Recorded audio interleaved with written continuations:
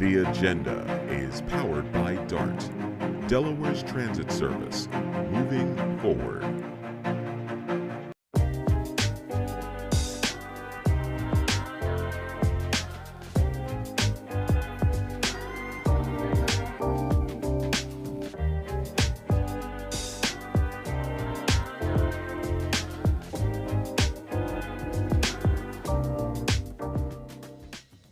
It's Kerwin Gaines right here on The Agenda. Welcome back this week.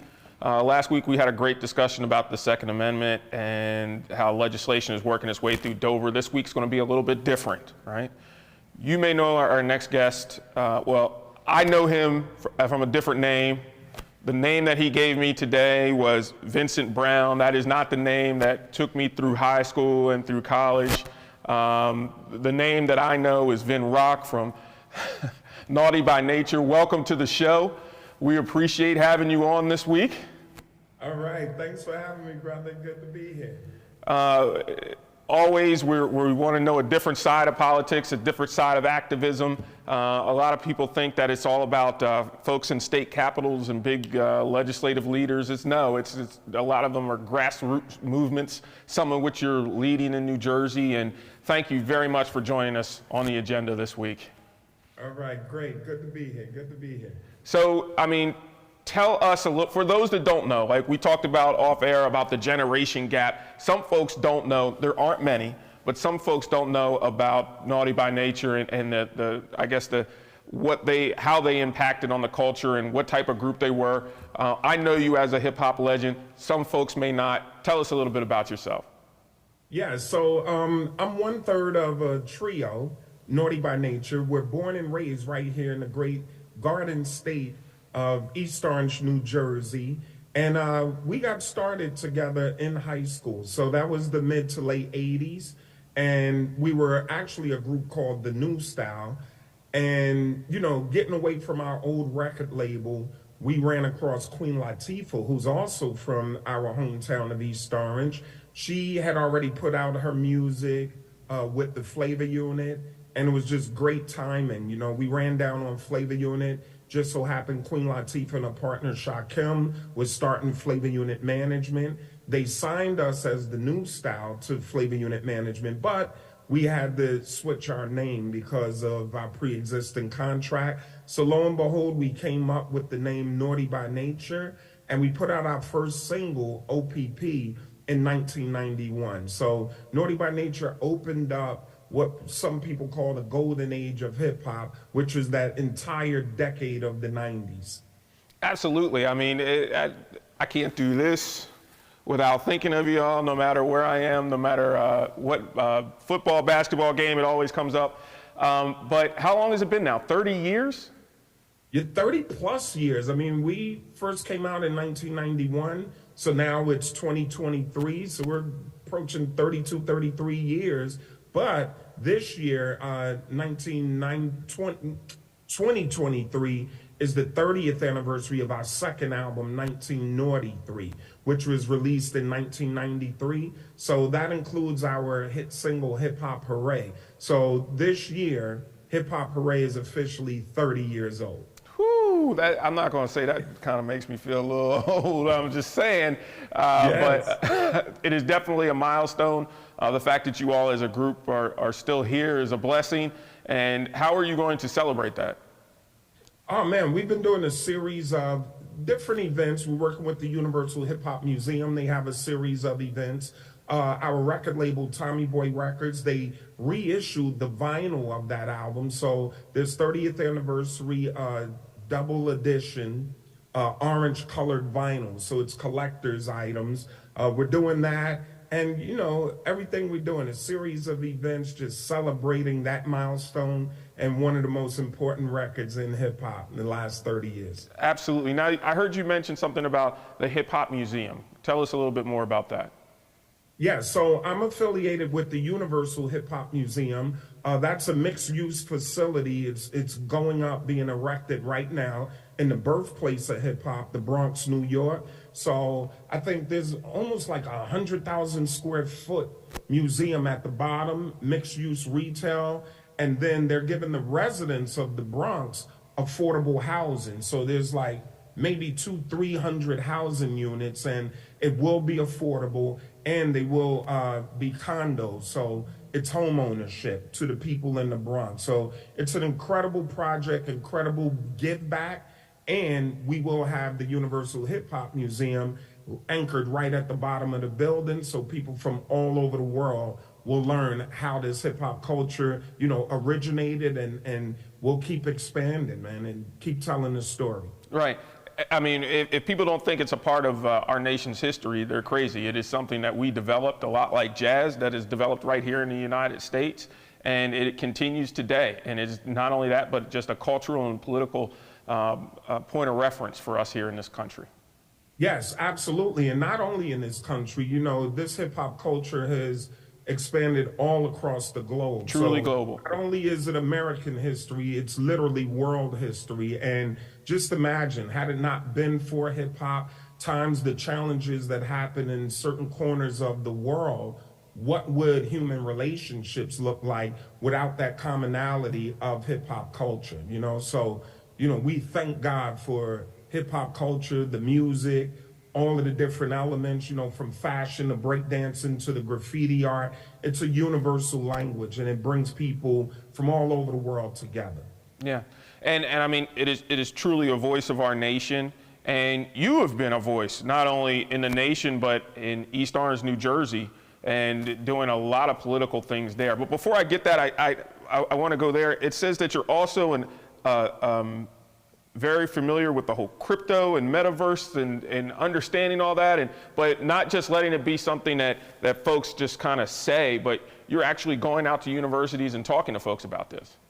Yes, definitely. I'm very closely involved in my community. I'm born and raised here in my city of East Orange. I moved out for a bit, in the 90s, but the past 7-8 years, I moved back to help politically put my mayor in office, served on the transition team, working with our school district. So, with programs like The Block, which gives people, young students, a chance to develop their own television show, to a curriculum I'm working on right now. It's called Nerdy by Nature. I love it. Nerdy by Nature, with our STEM school. So that will get into Web3 and the metaverse and crypto and all of the digital currencies, because, we're all aware of the digital divide, amongst mainstream America and our minority communities, but we must, and especially what's happening right now after the pandemic,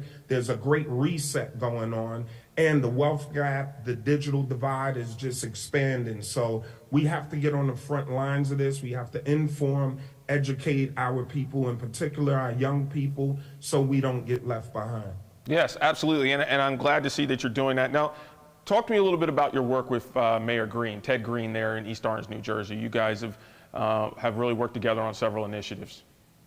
Yeah, so, in politics, a lot of times you have outsiders come in and they run for mayor, council seats. But our guy, Mayor Ted Green, he's born and raised here in East Orange, so he's a homegrown guy. And we all grew up together. So he was a councilman and he chaired city council. But once he decided to run for mayor, he really reached out to all of his homegrown friends. And I was on the front lines with him doing fundraising, you name it.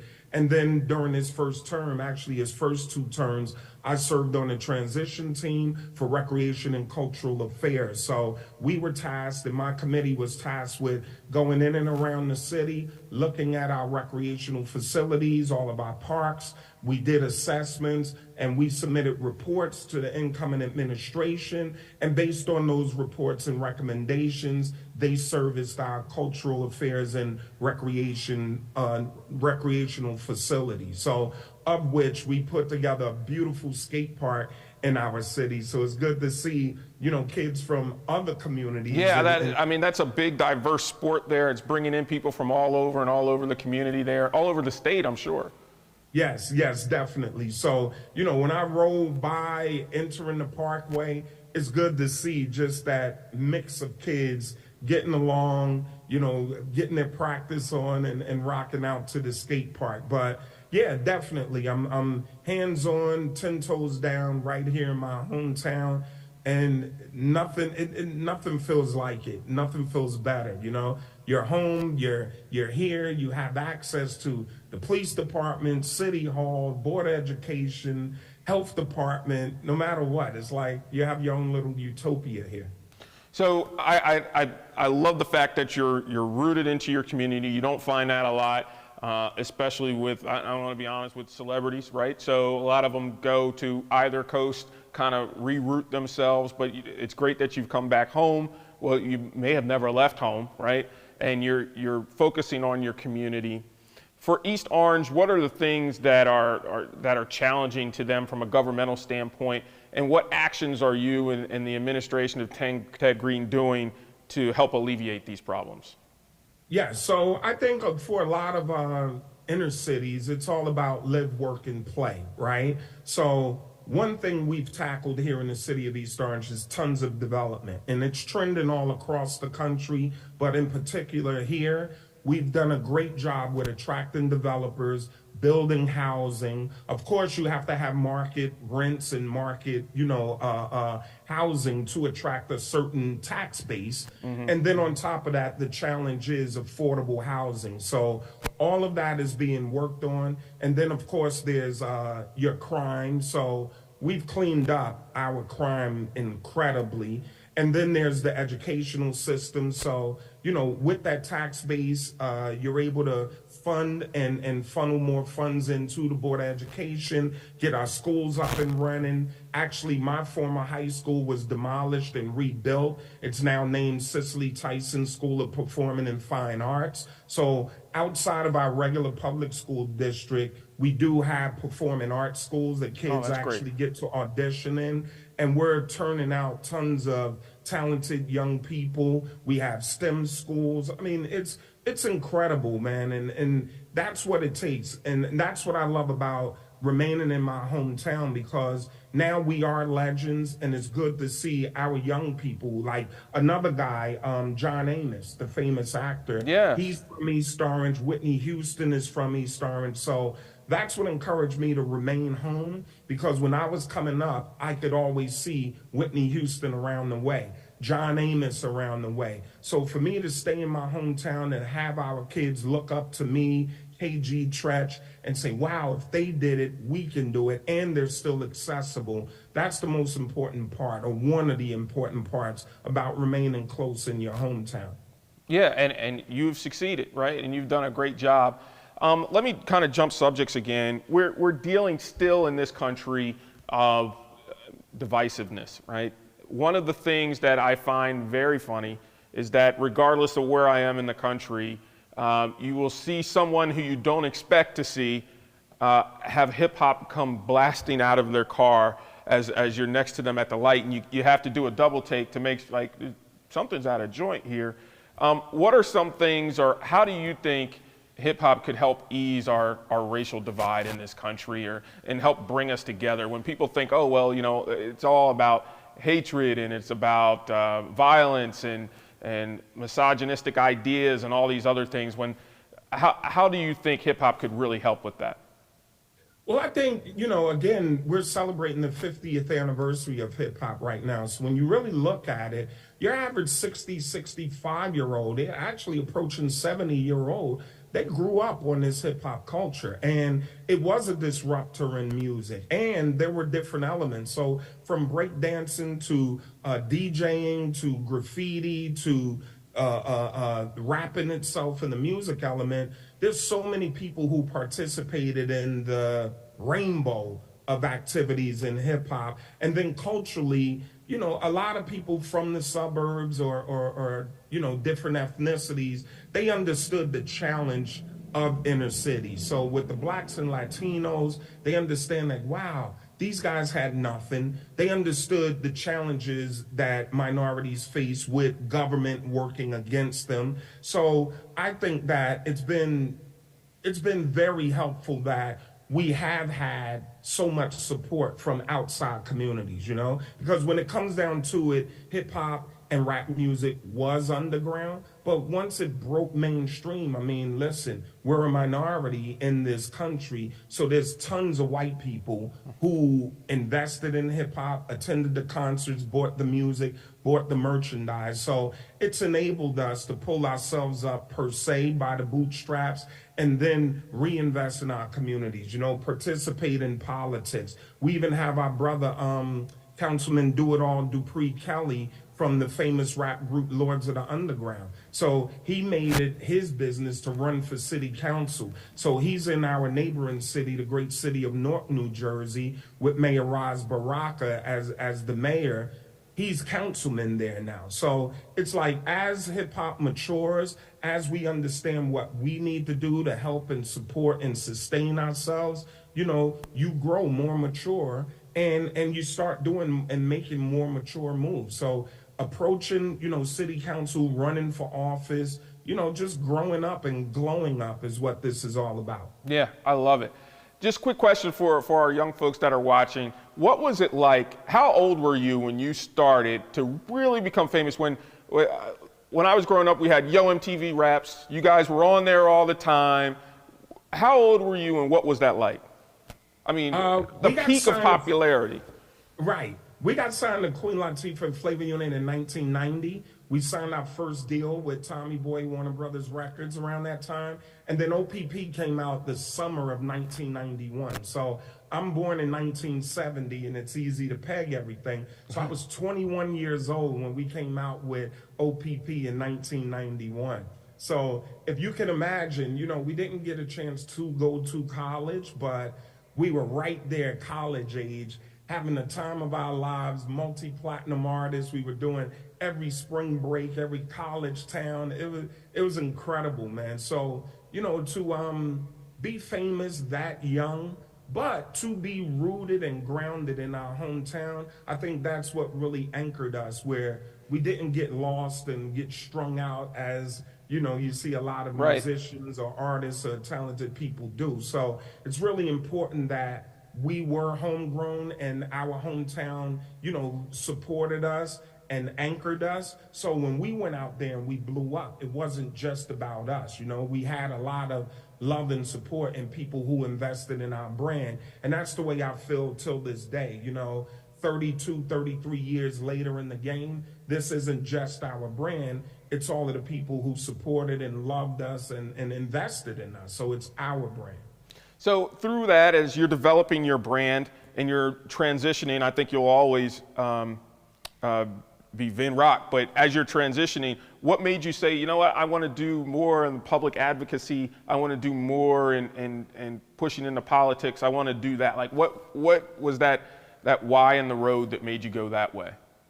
Well, because our hometown is small, it's roughly 4.5 square miles, 70,000 people here. And we do neighbor the biggest city in in New Jersey, which is the city of Newark, New Jersey. So it's a small town, everyone knows each other. And we realized wow, after the 60s, East Orange used to be the cleanest town in America. It was dubbed that. So with white flight and resources leaving our town, it's wow, this is a beautiful city. And I grew up, I was old enough to remember what our great city looked like. So as I worked and I became famous and, learned about housing and property taxes and how a city works, that made me say, wow, well, there's no need for me to move to Beverly Hills, or no matter where you go, you're still gonna have to do the maintenance in your community, right? So it's easy to uproot from your hometown and run to a better, stable community. However, if you don't maintain that city, you run the risk of it deteriorating. So why not stay home? Why not work with local government, local police department? And if everyone does a little, no one has to do a lot, and bring up the town. So that's what it's been about. Yeah, has it been that easy? I mean, working with government, we talk about it all the time on this show. There's always roadblocks, there's always opposition. Sometimes that opposition is more difficult than what we like for it to be. Have you experienced that too in East Orange, New Jersey? Absolutely. And, and it's a testament to you have to stay the course, because when we grew up in the 80s, of course, drugs were running rampant around here. And, unfortunately, we did our fair share of dabbling in the streets and realizing that, hey, we were a detriment to the community. So once we came up and invested in ourselves to get out of the streets, the administration at that time, they weren't so welcoming, Right. and they always gave us a lot of kickback and saying, oh, you guys are former drug dealers and, all of these gangs are running around here now. Naughty by Nature brought the Bloods to East Orange. And we knew it was a false, pretense or false narrative they put on us. And with working with local law enforcement, I realized that at that time, the way politics worked is like, hey, Vin, just like the record label is using your brand Naughty by Nature to exploit your music to make money, well, there's certain segments of local government that's saying, and they're applying for federal funds in the name of gang prevention and using your brand to apply for those funds. Wow. So if you're going to them and saying, hey, we do understand we're street kids, but we do control a lot of this at-risk youth. So why not work with us to curb this? We'll bring these kids to you. But if you're applying for federal grants in the name of gang prevention and you're using our name, what sense does it make for you to work with us when we're bringing you the so-called kids that you're chasing? So right. We learned that and we stayed the course. And fortunately, that administration phased out. And like I said, our mayor, Ted Green, he was, born and raised here. They understood how we were being misused and mistreated. So time healed all wounds, and now we're on par. So it's not about letting them run you out of the city. If you really love your city and you really love your people, you work to push that mentality out. Yeah, I think I would love to see a lot of that here. Especially working with the youth. It seems as though you heard the cliche that the kids are our future, but it's not. It is the truth. Getting them while they're young, changing that behavior pattern while they're young, starting them in the direction where they need to go. I'm sure you have several success stories when it comes to that.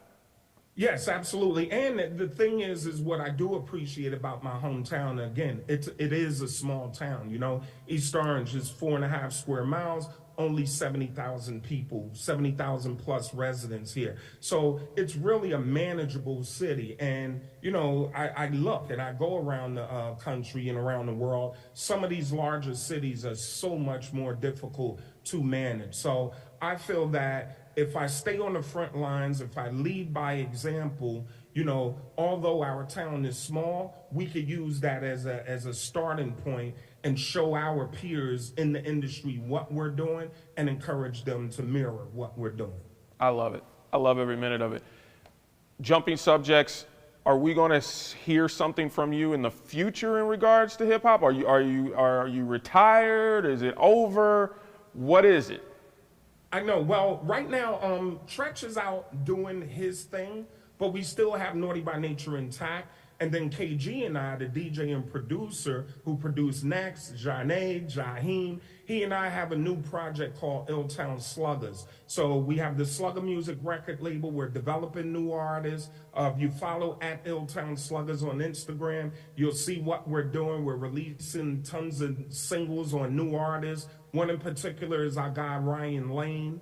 We just did a 55 arena tour last summer. Wow. With New Kids on the Block, Salt and Pepper, Rick Ashley, and Involve. Our Slugger crew went out there and opened up for them.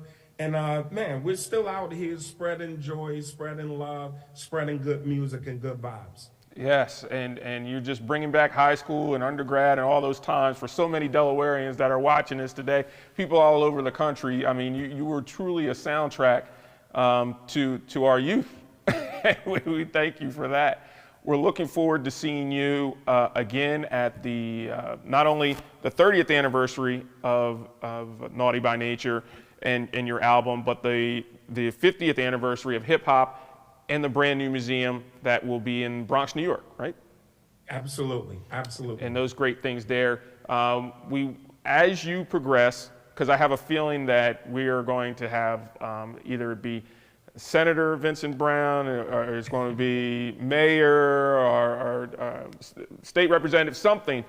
We want you to feel comfortable enough to come back and talk to us about all the things that you have going on. We would love to really get into, because beyond all the politics and the activism, which is great, there's a history lesson there that would be a whole nother podcast conversation that we'd love to have with you, talking about your experiences in hip hop, and I think it's great. But a personal thank you from all of us here at The Agenda. Mr. Brown, we look forward to seeing you again real soon. All right. Thanks for having me. Great conversation, and I'll definitely be back. Okay. Thank you very much. We look forward to seeing you next week right here on The Agenda.